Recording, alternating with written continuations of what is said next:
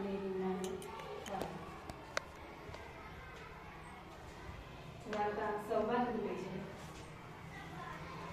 એક શેરીમાં કેસર વેચવા વાળો આવ્યો.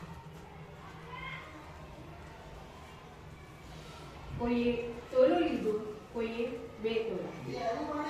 એક વ્યક્તિએ પૂછ્યું, શું ભાવે 5 કિલો કેસર આપ્યું?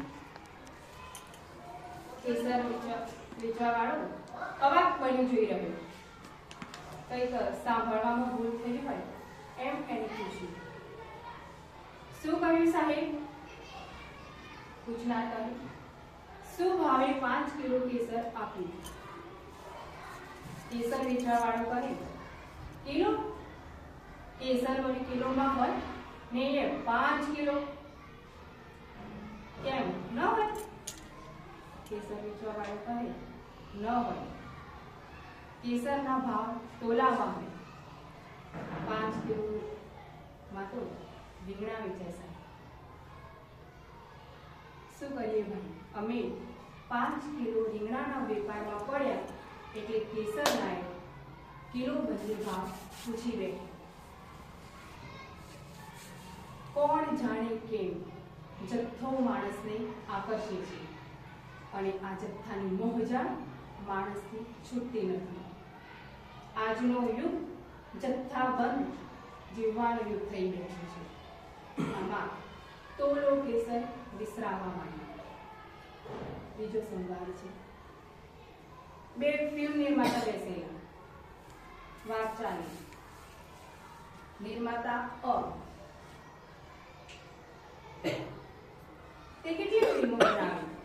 મારી 37 ફિલ્મ થઈ. નિર્માતા બ મેં 4 ફિલ્મ બનાવી છે અને એ પણ હું ભણતો નથી. મનમાં પાત્રો સળવળે અને વિચાર રણકતો થાય ત્યારે જ હું ફિલ્મ બનાવું છું. નિર્માતા અ પેલી કાર દેખાય અને આ બધું મારી ફિલ્મને આભારી છે. નિર્માતા બ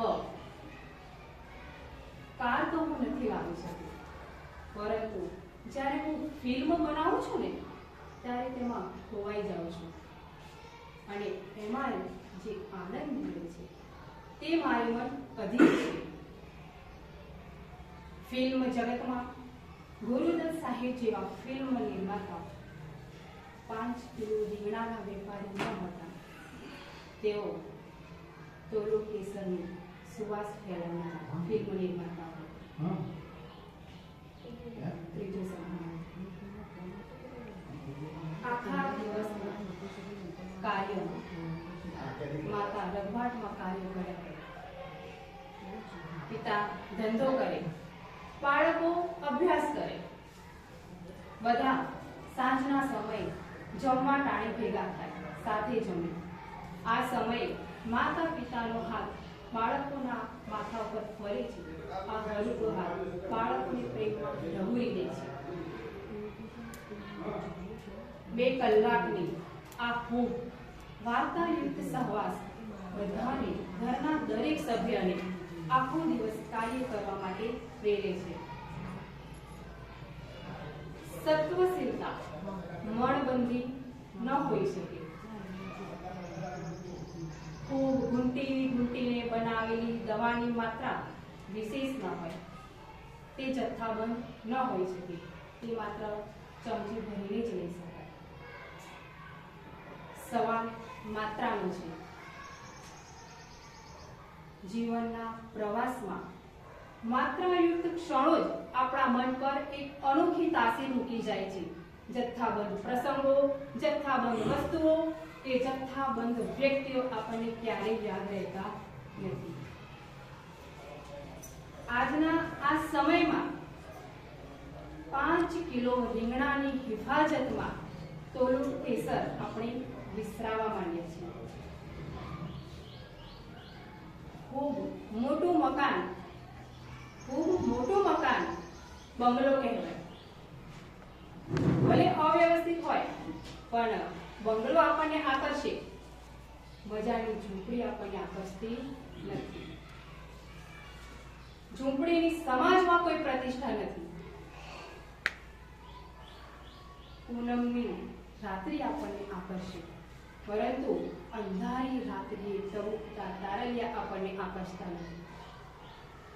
મોટર કાર એનો અવાજ આપણને આકર્ષે છે, પરંતુ મળસ કે બળદના રણચણતા ઘૂંઘરાનો અવાજવાળો બળદગાડું આપણને આકર્ષતું નથી.